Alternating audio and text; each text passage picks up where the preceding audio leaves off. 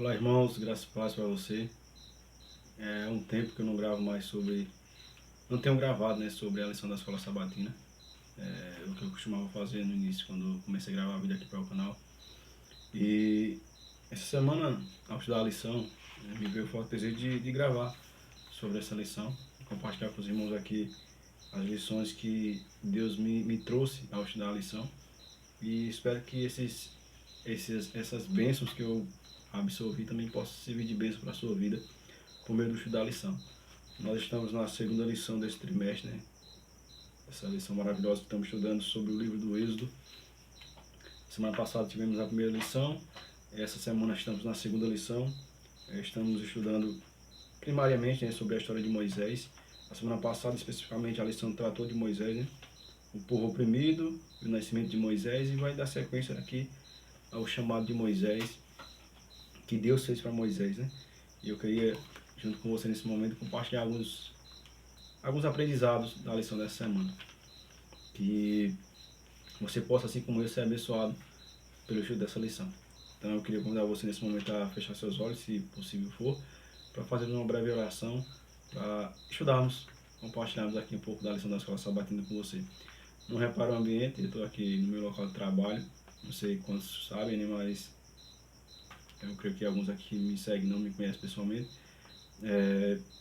Eu moro em Santa Cruz e aqui a gente é um dos maiores polos de confecção do país, ou o maior polo de confecção do país e um dos maiores da América Latina.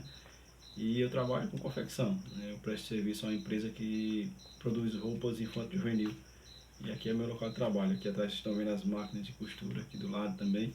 Então não repara o ambiente, mas que nesse momento possamos prestar atenção unicamente na palavra de Deus por meio da lição da escola sabatina. Vamos orar? Oremos.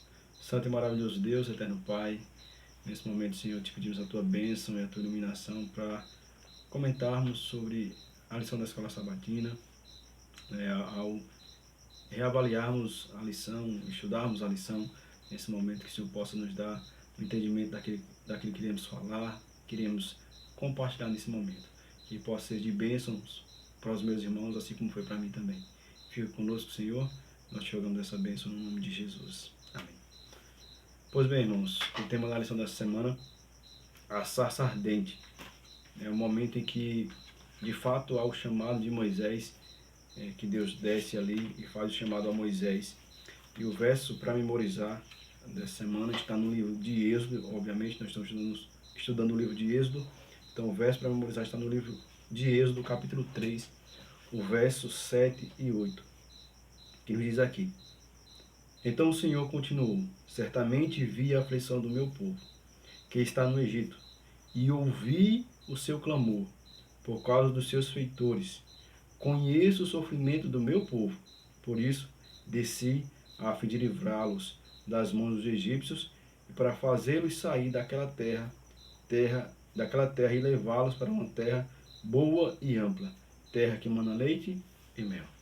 Eu não vou comentar muito sobre esse verso agora, porque normalmente vem o verso para memorizar e no meio da lição, na terça, quarta-feira, quinta-feira, a gente revisa o verso, né? Novamente a lição nos leva ao verso para memorizar. E quando chegar lá nesse dia que a gente vai estudar, eu compartilho mais, ou melhor, comento mais sobre o verso para memorizar. Eu queria aqui já ler um pouco da introdução do sábado, juntamente com você, e comentar um pouco. Fala assim, ó: o chamado de Deus nos faz frequentemente mudar, ou melhor, o chamado de Deus nos faz frequentemente, que Deus nos faz frequentemente, mudará a direção da nossa vida. No entanto, se seguirmos este chamado, descobriremos que o caminho de Deus é sempre melhor, é sempre a melhor rota. Então, diariamente Deus nos chama, Deus nos faz chamados. Cada um, eu creio piamente que cada ser humano que nasce nessa terra, ele tem um chamado específico de Deus para a sua vida. E aqueles que decidem abraçar esse chamado e de fato compreender aquilo que Deus tem para a vida de cada um deles, compreende que o caminho de Deus é sempre melhor, a melhor rota para nós. Eu posso falar por mim mesmo, eu não nasci em um berço evangélico, eu não nasci em um berço cristão,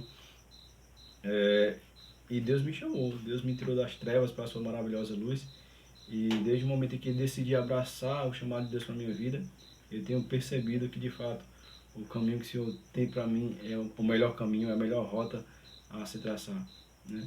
Eu sei de onde eu vim, sei onde eu estou e sei para onde eu quero ir, né? Antes eu não tinha isso, eu acho que eu nem me conhecia mesmo, não me compreendia, não sabia minhas origens, falando agora de questão espiritual, não tinha convicção de uma criação, no que diz respeito a um Deus que cria e cria com um propósito, né? Eu não tinha pensamento sobre o futuro, vida eterna, salvação.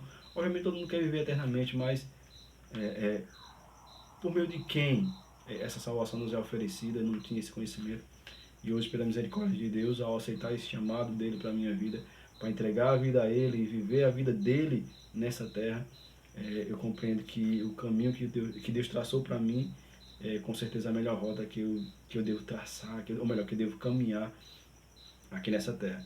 Então, aqui mais embaixo, no segundo parágrafo, lá no final, fala assim, falando sobre o chamado de Moisés agora, comenta um pouco sobre o chamado de Moisés, fala assim, a questão era, ele atenderia ao chamado, não importando a mudança drástica que isso traria sobre sua vida. Então Deus nos chama, Deus nos faz chamado a cada um individualmente, diariamente, e dentro desse chamado, dentro desse propósito que Deus tem para nós, Ele vai fazendo outros chamados para áreas mais específicas da nossa vida.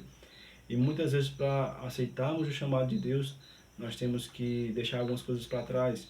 A nossa vida muitas vezes muda de fato radicalmente, mas se decidirmos aceitar o chamado de Deus, Ele estará conosco em cada etapa dessa trajetória que trilharemos até a volta de Cristo. Então, para muitos, né, aqueles que, por exemplo, recebem o chamado para ser missionário em outro país, tem que deixar famílias, amigos,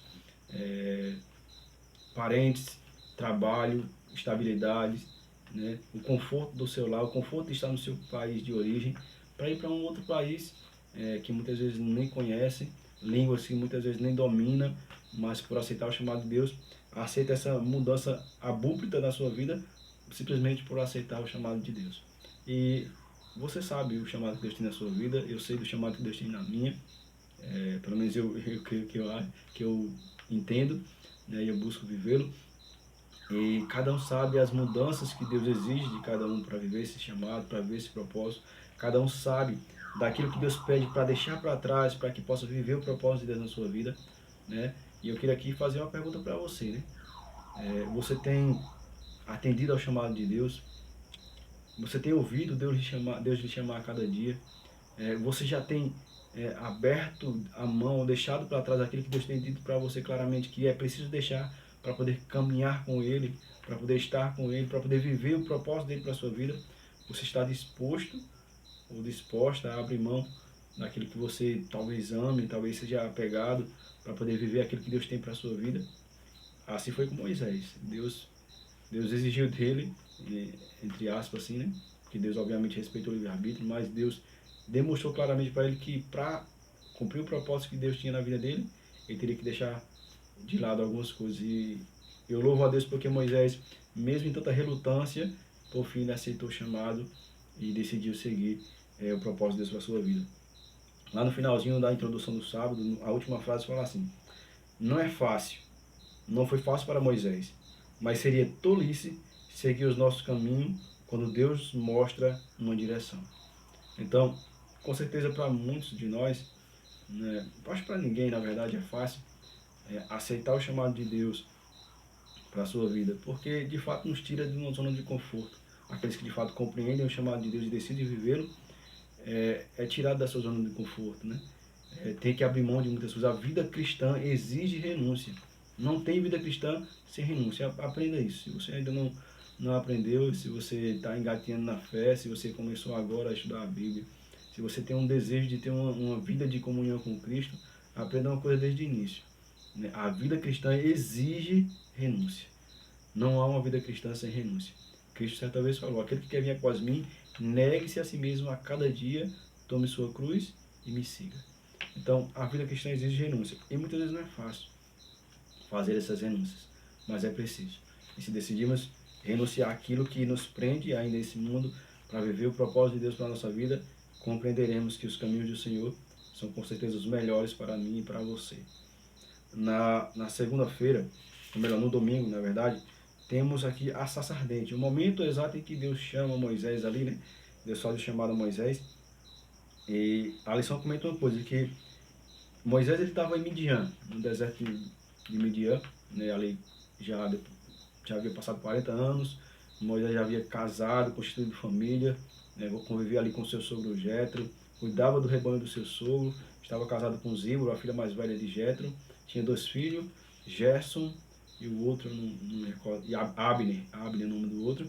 Enfim, ele já havia se estabelecido em Midian. Mas a Bíblia fala que, ou melhor, a lição comenta que Moisés não foi levado para lá simplesmente para passar um tempo de férias ou para usufruir, né, das belezas que havia ali em Midian e cuidando dos rebanhos, enfim. Mas foi propósito de Deus, por mais que o meio pelo qual Moisés foi, que foi fugindo, não tinha sido designado por Deus. Deus nunca quis que Moisés assassinasse um homem para poder ir para o deserto, e, enfim. Mas Deus estava cuidando e guiando cada passo de Moisés. E era necessário aqueles 40 anos no deserto para que Deus pudesse lapidar o caráter de Moisés, né? Moisés, desde cedo, tinha convicção do seu chamado. Moisés, desde cedo, sabia que ele seria o libertador do seu povo. E foi esse desejo e essa certeza de que ele seria o libertador do povo de Israel que o fez fazer o que fez, né, que foi tirar a vida do egípcio. Quando ele tentou operar ou realizar o propósito de Deus da sua própria maneira. E muitas vezes nós incumbimos o mesmo erro. Deus tem algo para a nossa vida, Deus tem um chamado para nós, e nós muitas vezes tentamos realizar esse propósito, esse chamado de Deus, da maneira que nós julgamos ser correta. Quando simplesmente Deus nos pede para nos entregarmos em suas mãos e seguir a sua direção, as suas diretrizes. Aquilo que Deus diz para nós fazermos, nós devemos seguir, né? O Evangelho nos diz que o justo viverá pela fé. Aquilo que Deus nos diz que é para ser feito, a gente tem que seguir.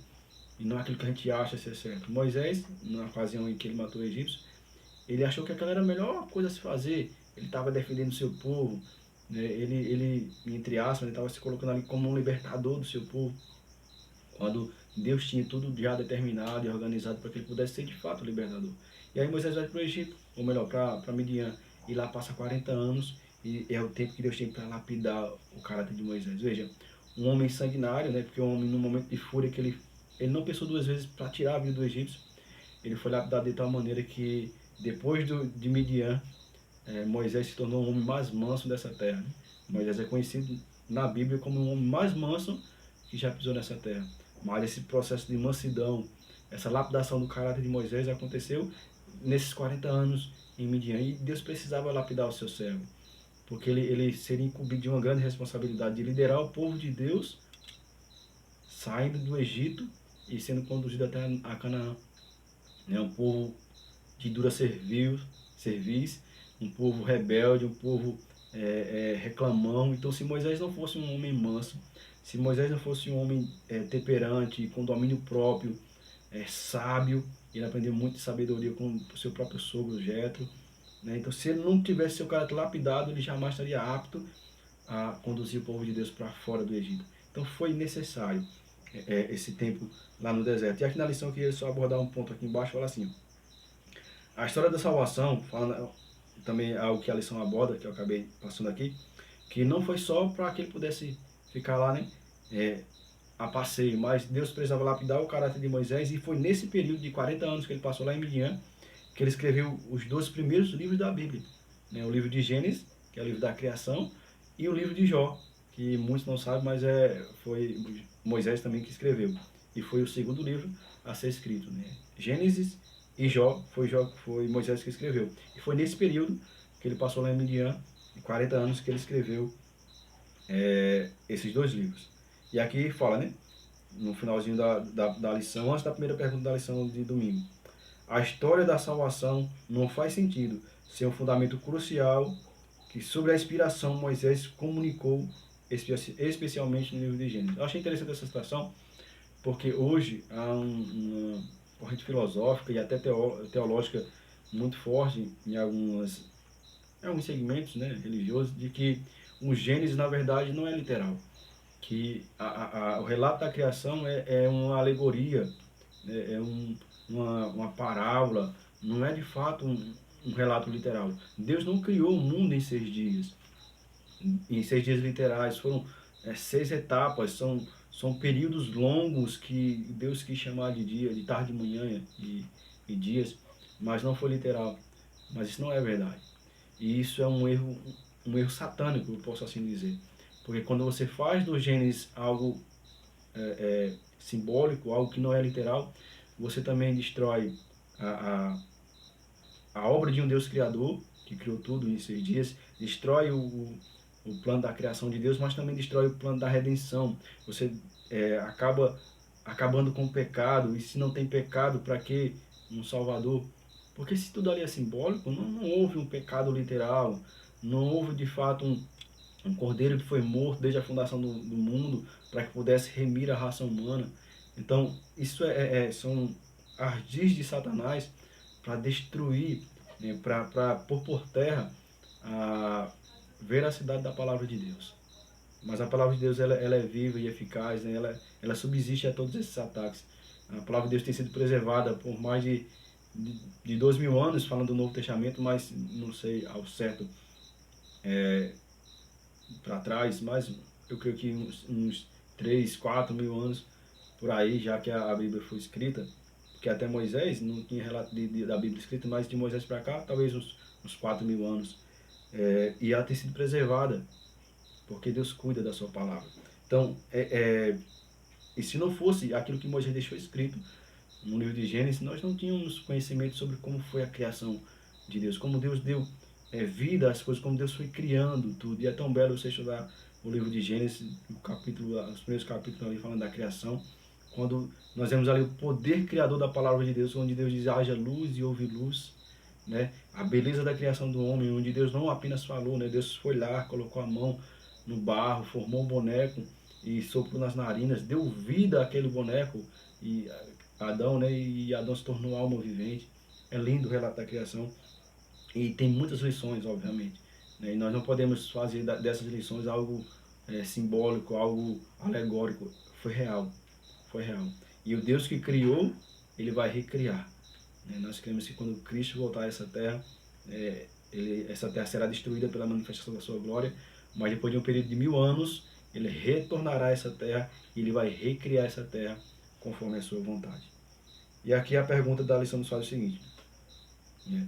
O Senhor se apresentou a Moisés como o Deus de Abraão, o Deus de Isaac e o Deus de Jacó. Qual é a relevância desse fato, né? Deus se revelou para Moisés como um Deus da promessa, o Deus que havia feito a promessa a Abraão, a Isaac e a Jacó.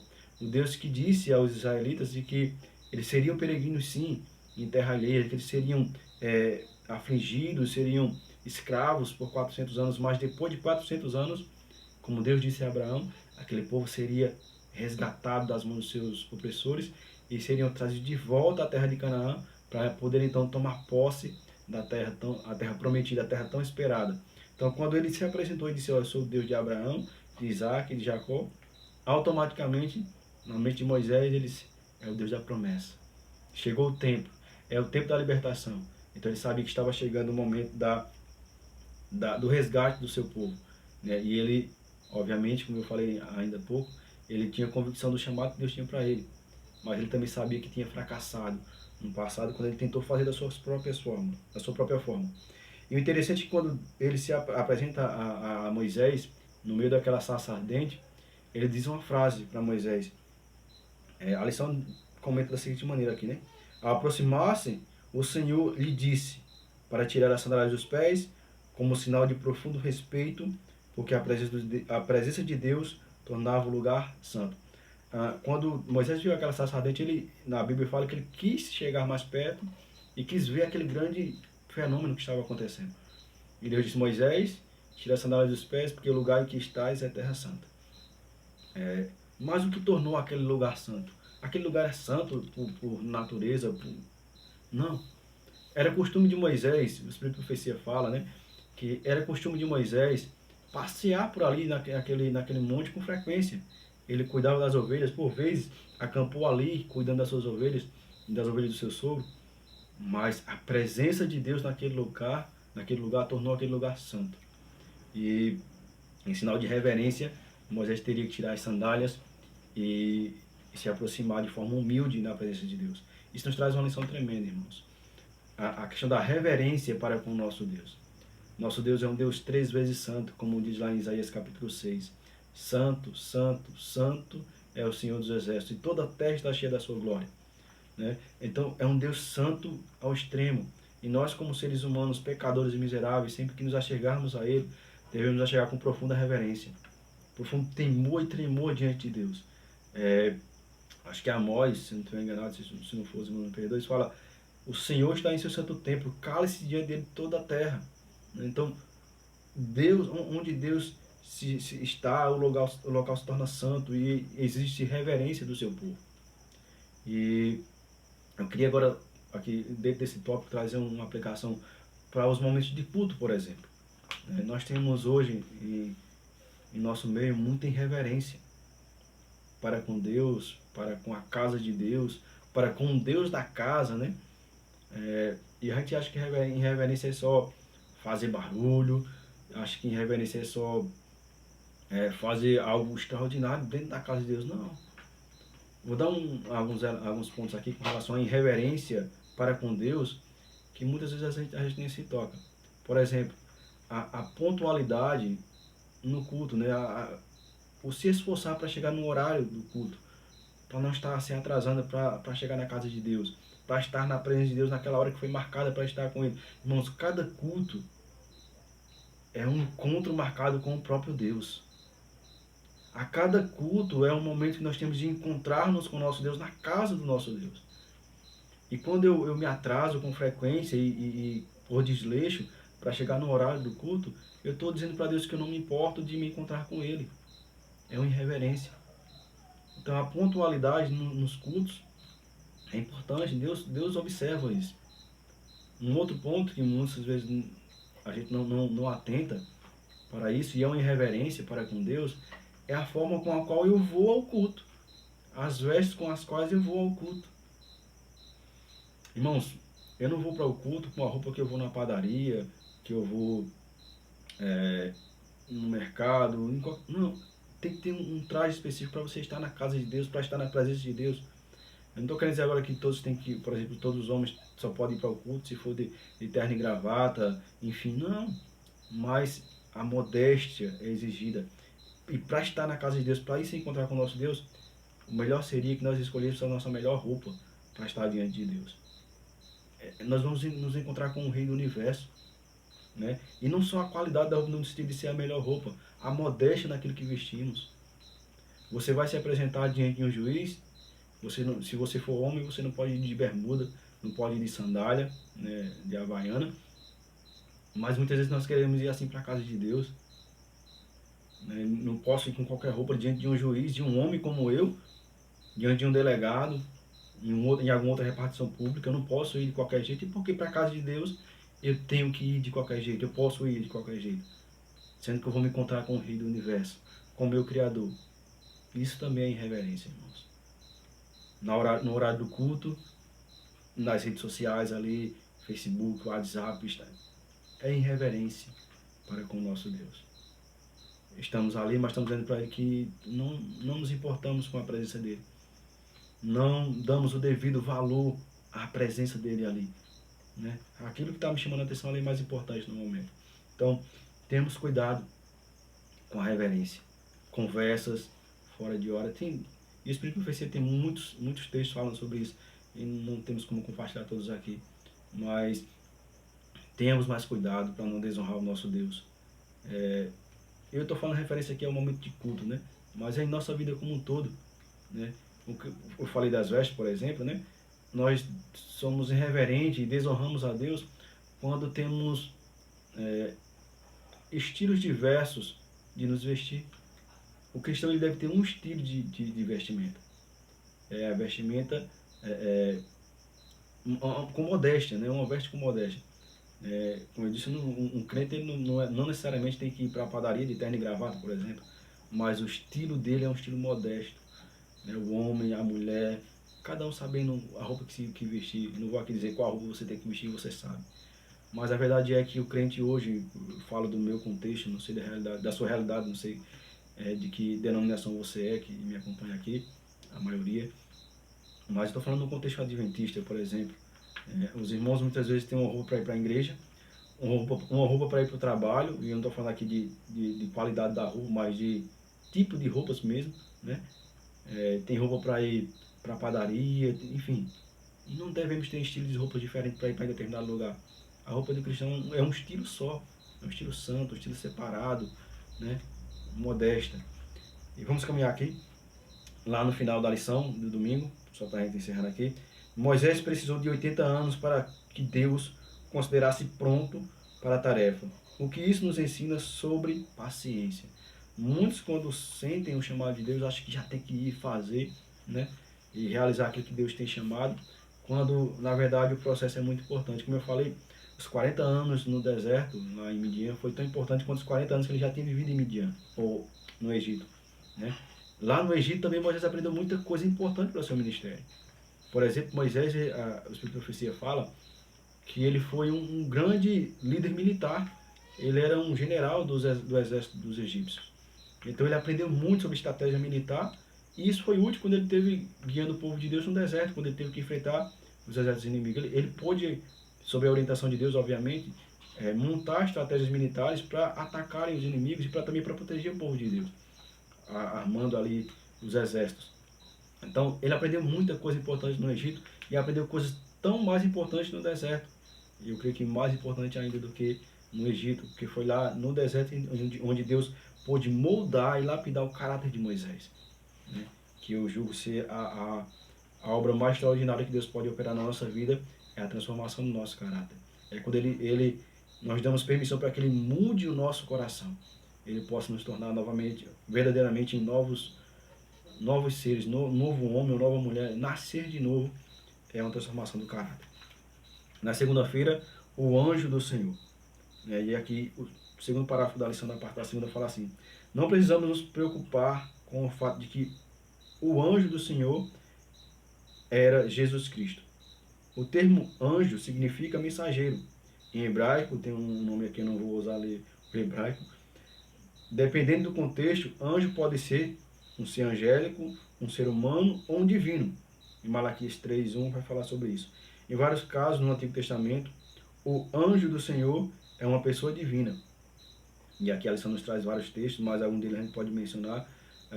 No caso da esposa de Manoá, quando teve ali a visão, várias passagens na verdade, não me recordo se foi na esposa de Manoá agora, eu posso estar me confundindo, mas quando Deus desceu ali, os três seres celestiais desceram para falar com Abraão sobre a destruição de Sodoma e Gomorra, e várias outras passagens, quando a palavra aparece com A maiúsculo, o anjo do Senhor, né, faz referência ao ser divino, e nós queremos ser o próprio Jesus. Então, no Antigo Testamento, por diversas vezes, o próprio Jesus desceu à terra para se comunicar com um homem, para trazer trazer juízo. No caso de Sodoma e Gomorra, ele veio para trazer o juízo sobre aquela terra, também para trazer a notícia a Abraão que ele seria pai com um ano à frente. Então, por diversas vezes, nós temos essa expressão, o anjo do Senhor. E quando o anjo estiver com letra maiúscula, faz referência à pessoa do nosso Senhor Jesus Cristo. Na pergunta da parte da segunda, diz assim: como Deus explicou a Moisés por que queria intervir em favor dos israelitas escravizados no Egito? E aqui é interessante, eu queria ler com você o texto de Êxodo capítulo 3, versos 7 a 12. 3 do 7 ao 12. Fala assim: disse ainda o Senhor: certamente vi a aflição do meu povo que está no Egito, e ouvi o seu clamor por causa dos seus exatores. Conheço-lhe o sofrimento, por isso desci a fim de livrá-los da mão dos egípcios e para fazê-los subir da terra para uma terra boa e ampla, terra que mana leite e mel, no lugar do cananeu, do Eteu, do Amorreu, do Fariseu, do Eveu e do Jebuseu, pois o clamor dos filhos de Israel chegaram até mim. E também vejo a opressão com que os egípcios os oprimem. Vem agora, e eu te enviarei a Faraó, para que tires o meu povo, os filhos de Israel, do Egito.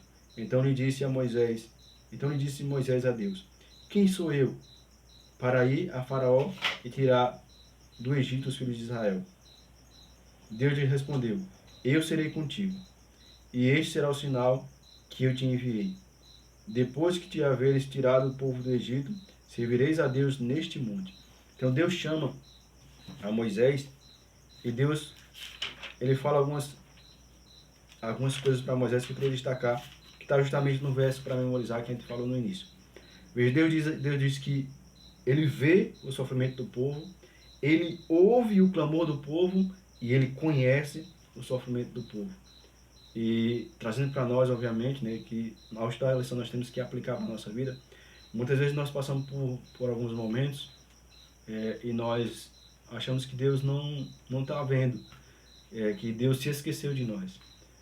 Irmãos, mas Deus não esquece do seu povo. Deus vê.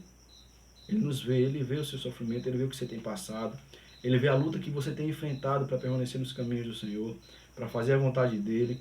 Ele vê o quanto você tem desejado viver a vontade de Deus na sua vida. Ele vê o seu desejo de viver os projetos de Deus para a sua vida. Ele vê esse sofrimento, a gente não passa desapercebido. Eu não lembro agora o salmo exato, mas há um salmo que diz assim: se eu subir ao mais alto monte, lá eu estarei. Se você subir até ao mais alto monte, eu lá estarei. Ao mais alto dos céus, né? Eu lá estarei. Se você descer nas profundezas do abismo, eu lá estarei também. Né? Não importa para onde você for, Deus nos vê. Deus nos conhece. E aí fala também Deus, Ele ouve o clamor.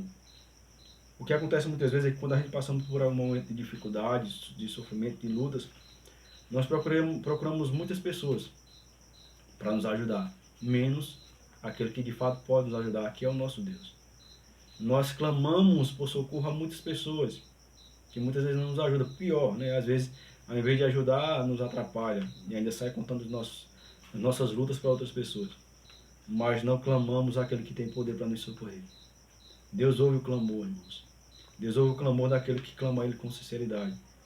A Bíblia fala de que o coração quebrantado e contrito agrada ao Senhor. Um coração que se submete a Ele, que clama a Ele, reconhecendo que só nele há poder para livrá-lo daquela situação. Deus ouve. Então, Deus vê, Deus ouve e Deus conhece. Aquilo que você já tem passado, seja lá qual motivo for, não é desconhecido. Deus conhece em detalhes as nossas causas. Mas o interessante é que Deus fala aqui nos versos que lemos que Ele ouviu o clamor do povo e decidiu livrá-los. É necessário clamarmos a Deus. Porque o clamor a Deus, a oração a Deus... O interessante é que o texto fala que o povo de Israel clamou a Deus, clamaram a Deus. O clamor é diferente de uma oração comum. O clamor é um grito da alma por socorro a Deus. O clamor é um sinal de total dependência de Deus. É como se assim, Senhor, eu não aguento mais. Eu não sei mais o que fazer. Eu não sei como sair da situação. Me socorre. E nós precisamos clamar a Deus em nossas lutas diárias. Nós precisamos clamar a Deus para que Ele nos dê poder e vitória para vencer o pecado em nossas vidas. Nós precisamos clamar a Deus para que Ele nos dê a força e a capacidade de viver a vida de Cristo. Nós precisamos clamar a Deus para que o nosso caráter seja moldado segundo a sua vontade, para que possamos viver o propósito dele para a nossa vida. Precisamos clamar a Deus. Qual luta você tem enfrentado? Qual provação tem afligido a sua vida? Clame a Deus. Clame por socorro. O salmista diz, eu clamei ao Senhor e Ele se inclinou para mim. Ele se inclina, Ele ouve o nosso clamor. E Ele não apenas ouve e fica apenas olhando, não, Ele entra em ação. Quando eu e você de fato clamamos e demonstramos a Deus que necessitamos dEle para obtermos a vitória, Ele intervém, irmãos. Ele intervém. Né? Ele envia, se preciso for, o céu inteiro, os anjos todos do céu, se preciso for, ao nosso socorro, para nos socorrer nas nossas aflições, nas nossas lutas. O interessante é que, por algumas vezes, pelo menos 3 vezes ou mais, Deus fala que o povo de Israel é o seu povo, é o meu povo. Por mais que estivessem praticando atos errados, idolatria, muitas coisas contrárias à vontade dele, por viver naquele ambiente, ainda assim o povo de Israel, Deus chamava de seu povo. o povo que ele escolheu, o povo que ele levantou para ser luzeiro nesse mundo. Sabemos que hoje o Israel de Deus não se limita à nação de Israel hoje lá, né? Mas é estendida a todo aquele que aceita Cristo como Salvador a oportunidade de fazer parte do Israel espiritual de Deus e fazer parte do povo de Deus que também tem essa mesma incumbência de ser farol para esse mundo de trevas. E Deus ouve o clamor do seu povo. Então, se você clamar a Deus, Ele irá ouvir e com certeza Ele irá lhe responder. Talvez não no tempo que você espere, não no momento que você está exatamente clamando ali, mas com certeza Deus vê, Deus ouve e Ele conhece as suas lutas. No final da lição, o último parágrafo fala assim: a tarefa gigantesca diante de Moisés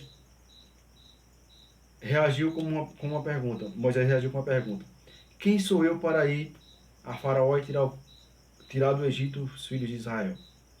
Compreendendo tudo o que iria acontecer e qual seria o seu papel em tudo isso, Moisés se perguntou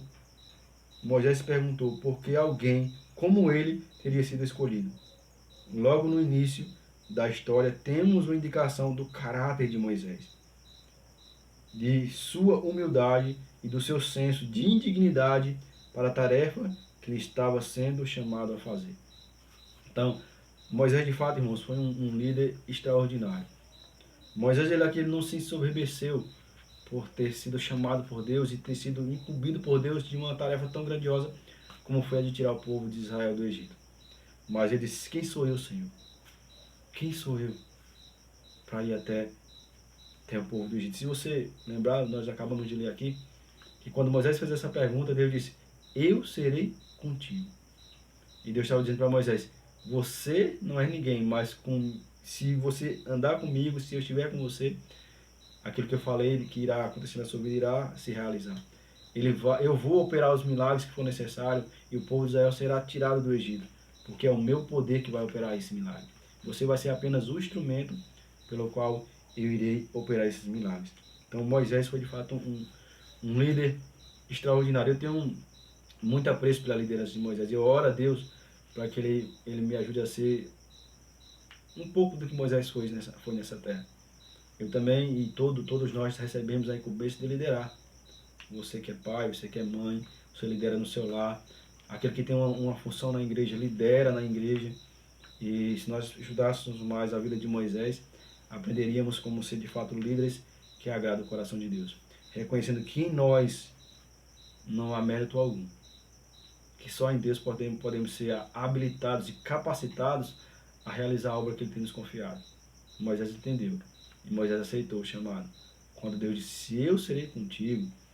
E quando Deus demonstrou ali, obviamente depois teve as relutâncias de Moisés, mas quando por fim Deus disse assim: eu vou realizar, eu vou providenciar tudo que for necessário, eu vou fazer. Você tem que ser apenas o instrumento, estar submisso àquilo que eu quero fazer na sua vida e através da sua vida. Então Deus espera, irmão, de mim e você que sejamos humildes como Moisés. E reconhecemos a nossa indignidade. Para mim é um privilégio tremendo hoje poder me considerar. Eu me considero porque a Bíblia me dá esse crédito de ser filho de Deus. A Bíblia diz que Cristo veio para os seus, João capítulo 1, que era o povo de Israel, e os seus os rejeitaram, mas deu poder a todos quanto o aceitarem de serem feitos filhos de Deus. Isso para mim é um privilégio sem tamanho. Privilégio tão grande quanto esse é de poder abrir a palavra de Deus e compartilhar com outra pessoa, como estou fazendo aqui com os irmãos agora.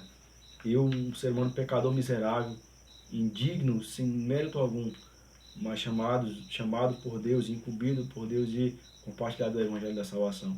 Porque foi isso que ele falou, quando ele disse assim: ide por todo mundo e pregar o Evangelho. Isso que estamos fazendo aqui é pregar o Evangelho, compartilhar da palavra de Deus. Isso para mim também é um privilégio tremendo. Lá embaixo, na pergunta de rodapé, fala assim: porque a humildade e o senso da nossa própria indignidade são essenciais para quem deseja seguir o Senhor e fazer a sua vontade. Por que é necessária essa característica de humildade e de indignidade para podermos viver o que Deus tem para nós? E eu coloquei aqui, né? Porque a humildade nos torna dependentes de Deus. Quando nós reconhecemos quem somos e que somos indignos e incapazes, nós nos tornamos totalmente dependentes de Deus. Se você for estudar a história de Moisés, nós vamos estudar durante todo esse trimestre sobre o livro do Êxodo, então vamos aprender muito sobre as experiências de Moisés. Nós vamos ver que em todos os momentos Moisés foi dependente de Deus. Ele andava, ele caminhava sobre a direção de Deus.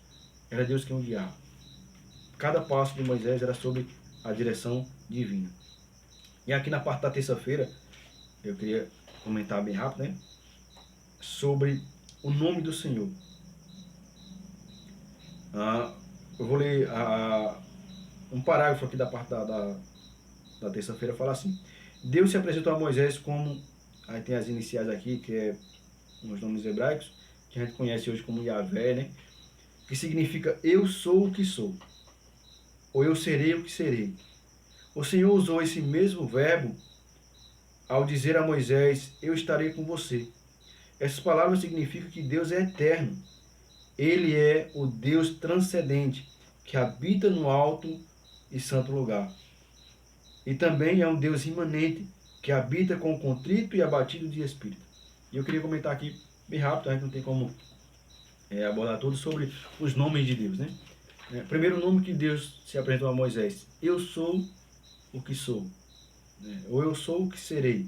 Então Deus estava dizendo a Moisés que ele é tudo aquilo que Moisés necessitava para a sua vida, né? Quem é Deus? Deus é. Em Deus não tem, Deus é. Em Deus não existe amor, Deus é amor. Em Deus não existe vida, Deus é a vida. Em Deus não existe salvação, Ele é a salvação. Então quem é Deus? Quem é Deus para você? A Bíblia nos dá vários exemplos de quem é Deus e de quem Ele deseja ser na minha vida, na sua vida. Para o faminto, Ele é o pão, Jesus disse, sou o pão da vida. Para o sedento, Ele é a água da vida. Para o perdido, Ele é o caminho. Para aquele que está à beira da morte, Ele é a vida. Para aquele que está perdido, sem direção, sem saber para onde ir, Ele é a verdade. Ele é o caminho, a verdade e a vida. Para aquele que precisa se encontrar e saber para onde ir, Ele é a porta. Ele é o pastor das ovelhas. Ele é aquilo que você precisamos. Ele é. Ele simplesmente é. Ele é Deus. Ele é o que precisamos. Ele é aquilo que você necessitamos para viver.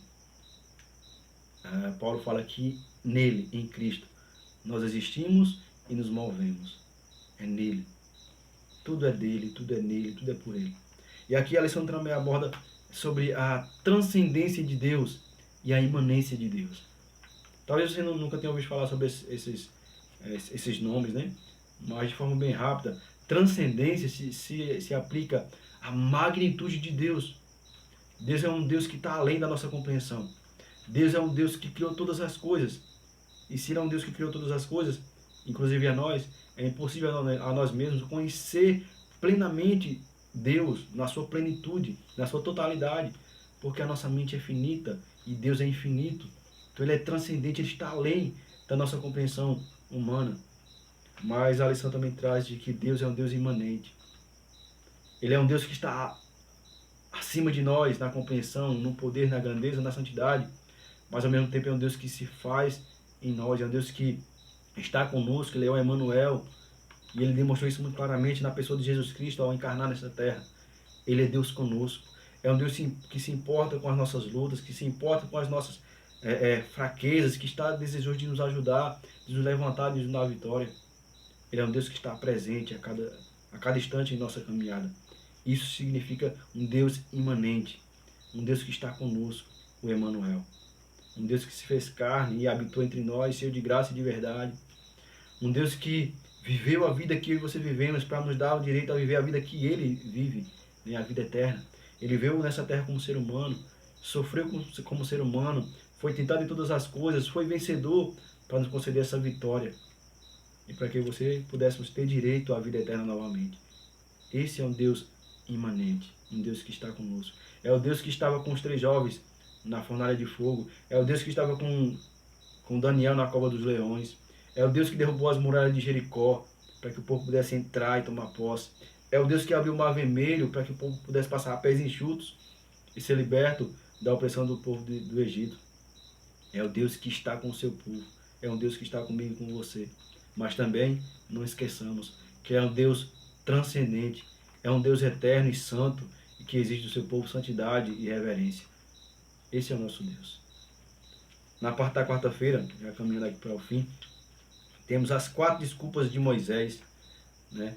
E se você não reparou na lição, a lição começa, né, no verso, sempre tem, né, em cima do verso para memorizar, tem uma imagenzinha, né, que toda lição traz, e nessa lição tem a sarça ardente, tem 4 muros e as sandálias, que seriam as sandálias de Moisés. E esses 4 muros, simbolicamente, representavam as quatro desculpas que Moisés deu para não aceitar o chamado de Deus, né? E aqui mostra muros derrubados, porque Deus derruba cada uma das desculpas de Moisés, mostrando que Ele é a solução para cada problema, para cada dificuldade que nós podemos apresentar para não segui-los. Por exemplo, falando de chamado, tem pessoas que veem na sua vida as vestes como um muro para não seguir a Cristo, porque gostam de se vestir de determinadas formas, gostam de usar determinados adereços no seu corpo e vê que se aceitar Cristo como Salvador, se for para viver a vida cristã, tem que renunciar a essas coisas. E isso se torna um muro. Mas Deus vem a dizer a você nesse momento que Ele pode derrubar esse muro. E Ele pode lhe dar a libertação dessas coisas. E você sentir alegria e regozijo em viver a vontade de Deus. Tem pessoas que acham ou vê como um muro o ter que parar de andar nas festas, de beber, de fumar. Acho difícil, acho muito intransponível essa realidade para viver a vontade de Deus. E Deus diz assim, eu posso libertar disso também, basta você querer.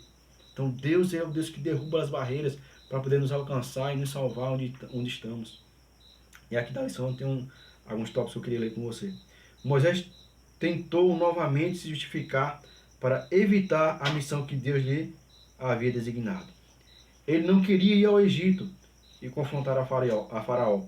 Afinal, já havia falhado quando tentou, por conta própria, ajudar os hebreus. Então Moisés ele já estava frustrado.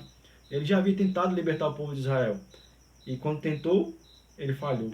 Os próprios israelitas, os próprios hebreus o rejeitaram. Porque um dia Moisés matou um egípcio para salvar um hebreu. No outro, Moisés vê 2 hebreus lutando entre si. E ele fala, por que isso acontece entre vocês? Vocês são irmãos. Vocês são hebreus, são irmãos, são da mesma família. E por que estão brigando? E eles olham para Moisés e dizem assim, quem te constituiu como juiz sobre nós? Ou seja, eles rejeitaram a liderança de Moisés. E Moisés já estava frustrado com isso, e por isso ele não queria voltar para o Egito. Mais embaixo na lição fala assim, Moisés não estava buscando uma resposta. Essa foi uma forma de recusar a tarefa que Deus lhe pediu que assumisse. Mais embaixo tem as desculpas de Moisés. E eu queria, para não nos delongar muito, só ressaltar com você de que para cada desculpa de Moisés, Deus trouxe uma solução. Deus trouxe Ele mostrou que ele poderia solucionar aquele problema. Irmãos, Deus ele não busca os capacitados, aqueles que se acham prontos a fazer. Deus busca aqueles que se dispõem a ir por Ele.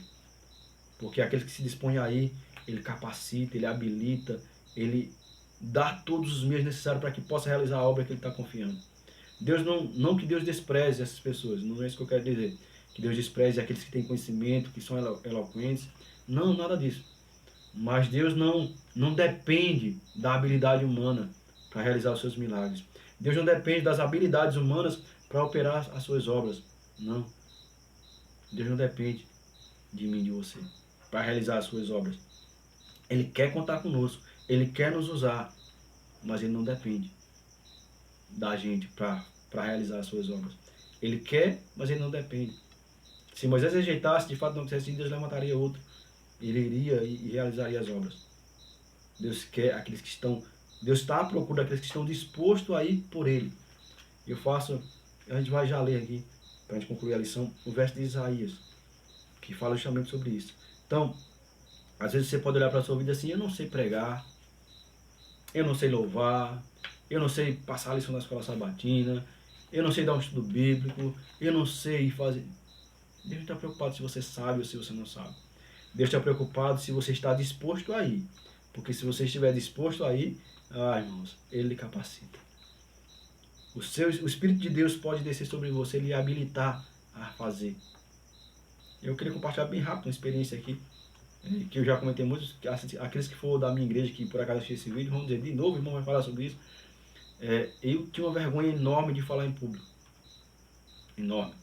Eu, quando comecei a frequentar a igreja, eu estudava a lição da escola sabatina, e quando chegava ao horário da escola sabatina, eu queria comentar sobre a escola sabatina, porque eu tinha estudado, eu estava por dentro do assunto, queria comentar aquilo que Deus tinha colocado no meu coração e tudo. Só que quando chegava o momento de comentar, irmãos, me dava um suador, um coração acelerava, eu ficava, eu acho que mudava de cor e não saía. Mas, certa ocasião, quando eu saí da igreja, né, daquele momento da escola sabatina, na verdade, Deus disse assim, você tem que abrir a boca. Eu já lhe dei o que falar, eu já lhe mostrei na palavra o que é que, como é, qual é o assunto, quais as verdades, quais ensinos você tirou quando estudou. Você tem que abrir a boca, você tem que falar. Abra a boca. Quando você abrir a boca, eu fui. E assim foi. Na próxima semana, quando foi no momento lá de comentar, eu comecei a suar, a tremer, mas eu levantei a mão e comecei a falar. E hoje, irmão, se me deixar na escola sabatina, que é mais ou menos 1 hora, eu vou para 2 horas falando. Hoje eu tenho a oportunidade e o privilégio de ser professor da minha classe, da escola sabatina, e eu amo esse ministério. Né? Então Deus está à procura daqueles que se dispõem a ir. Porque Ele habilita, Ele capacita. Hoje, pela misericórdia de Deus, prego, dou estudo bíblico, porque Deus capacita, Ele habilita a ir fazer. Agora Ele quer que você esteja disposto a ir, porque Ele não pode nos obrigar a ir. Deus jamais obrigaria Moisés a ir. Ele chamou. Ele fez um chamado, ele esclareceu para Moisés qual era a missão. E Moisés, mesmo com toda a relutância, não porque não queria ir, mas porque já estava frustrado com o que tinha acontecido. Mas por fim, quando Deus derrubou todos os argumentos de Moisés por terra, ele disse: eu vou. E foi. E fez uma grande obra para a honra e glória de Deus. E aqui embaixo fala assim: as 4 desculpas mostram a relutância de Moisés em seguir o chamado de Deus. Mais embaixo fala aqui: a última, né, ele disse: eu nunca fui eloquente. Tem as 3 desculpas de Moisés. E lá no final da lição, no último parágrafo, fala assim: então Moisés fez um quinto e último apelo, pedindo diretamente. Nesse quinto apelo, Moisés não deu desculpas, ele de fato pediu a Deus. Ele pediu o quê? Senhor, envia alguém, outro, a quem quiseres enviar. E em resposta, Deus lhe disse que já estava enviando seu irmão Arão para ir ao encontro dele e o ajudá-lo. Por fim, Moisés cedeu em silêncio e pediu a bênção de Jetro antes de partir para o Egito. Então, na última pergunta, último questionamento de Moisés, disse: não, Senhor, eu não quero ir, manda outro. Isso eu já estou mandando teu irmão Arão, porque é tua desculpa, porque tu não sabe falar.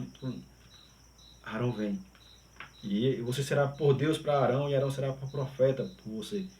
Eu vou dar minhas palavras a você, você vai dar Arão e Arão vai falar. Então Deus, irmãos, não há argumentos para aqueles que querem viver a vontade de Deus. Não há nada que Deus não possa derrubar para nos libertar e nos dar a capacidade de viver aquilo que Ele tem para mim e para você. E aqui na parte da quinta-feira tem algo que soa estranho quando a gente estuda. Pelo menos para mim, a primeira vez que eu li essa passagem, eu fiquei pensando, por que Deus fez isso, né? E a própria lição aborda isso, que é o momento em que Moisés ele sai de Midian, ele vai de caminho ao Egito, e no caminho Deus aparece a Moisés, um anjo aparece ali, né? Fala assim, vou ler aqui a parte da lição que comenta, diz assim: Moisés, como líder do povo, cadê? Deixa eu ver se aqui ou mais embaixo. Não. Diz que quando Moisés estava ali naquele determinado lugar, o anjo do Senhor apareceu e tentou matar Moisés. E Zíbora, né, a esposa de Moisés, sábia que era, ela entendeu de que Moisés estava sendo atacado por aquilo, porque ele não tinha circuncidado o seu filho mais novo. Né? Então Deus, ele requeria de Moisés que ele fosse um exemplo para o seu povo. E ele sabia que o povo de Israel, os hebreus, eles tinham por costume, ordenados por Deus, de circuncidar todos os seus filhos depois de 8 dias de nascido, eles eram circuncidados. E Moisés já havia negligenciado essa ordenança clara de Deus para o povo escolhido. E aqui na lição fala assim, ó, o porquê Deus, o anjo do Senhor veio ali naquele momento para matar Moisés. Moisés, como líder do povo de Deus, precisava mostrar sua perfeita submissão e obediência ao Senhor, a fim de ser qualificado, preste atenção, para ser qualificado para levar outros a ser obedientes. Ele tinha que ser um modelo de entrega completa a Deus. Sua esposa Zibra era uma mulher de ação e se considerou seu filho para salvar a vida de seu marido. Ela tocou em Moisés com um prepúcio cheio de sangue. Esse sangue representava a expiação, vida e confirmação da aliança. Então, Deus queria de Moisés, Deus exigiu de Moisés uma vida moralmente perfeita e dentro do padrão que Deus exigia de um líder, e Deus exige de um líder para guiar o seu povo. E aqui eu queria tirar algumas lições importantes para nós, né? O primeiro é a questão do testemunho, irmãos. Eu acho que a mais importante aqui é a questão do testemunho, né? Que é o que Deus estava querendo deixar claro para Moisés. Moisés, você vai liderar o meu povo. E você precisa ter um testemunho impecável. Nós, como eu falei há pouco, todos nós lideramos em alguma área da nossa vida, seja em casa, no trabalho, na igreja. Mas um líder que não tem um testemunho coerente com a sua liderança, a sua liderança é uma liderança falível, né? É uma liderança frágil, porque quando você diz faz algo que você não faz, né? Aquela história, faço o que eu digo, mas não faço o que eu faço, a sua liderança não tem força, né? não tem resultado, o resultado que Deus esperava. E mais, quando se aplica a uma liderança espiritual. Todo aquele que lidera na causa de Deus, nós temos que ter isso em mente, e isso é algo que pesa muito para mim, né? De que todo aquele que lidera na causa de Deus, ele é um representante de Deus, do próprio Deus. Não que ele seja Deus, obviamente, né? Não é isso, eu creio que vocês estão me entendendo, né? Mas ele é um representante pessoal de Deus, ele representa a Deus. Deus sabia que para os israelitas, Moisés estaria mais próximo deles, né, do que o próprio Deus. Como eu falei, Deus é um Deus que está conosco, mas literalmente ali junto era Moisés que estava ali. Se você lembrar da ocasião, por exemplo, em que Deus desceu no Monte Sinai e o povo de Israel estava no pé do monte, Deus falou no meio dos trovões, dos relâmpagos, ele disse assim, não, Moisés, pede para Deus parar e fala ele com você e você fala com a gente. Então Moisés é que está ali, de fato, próximo do povo, e Moisés deveria refletir plenamente o caráter de Deus para aquelas pessoas. E se Moisés fosse um líder negligente nos aspectos que Deus exigia do seu povo, o povo também seria negligente. Então o povo não poderia ter como desculpas um líder falho. E aqui eu queria chamar a atenção para você que lidera. Para você que possa ser um pastor, um ancião, um presbítero, um diácono, né? Seja qual cargo você tenha na igreja e qual seja a nomenclatura que a sua igreja aplique a esses cargos. Mas entenda que Deus não passa por alto um líder negligente. Deus não tolera um líder negligente naquilo que Deus pede claramente que seja feito. Deus não é um Deus que negocia princípios. Deus é um Deus que ele é criterioso, sobretudo com aqueles que dizem servir a Ele. Ele é criterioso, ele é um Deus de detalhes. E Ele exige que aqueles que servem a Ele sigam a Ele nos mínimos detalhes. Vamos ver aqui embaixo que fala mais a lição. Fala assim, ó. Podemos aprender uma lição importante com respeito a esse episódio. Jamais devemos deixar de fazer o que sabemos ser correto fazer.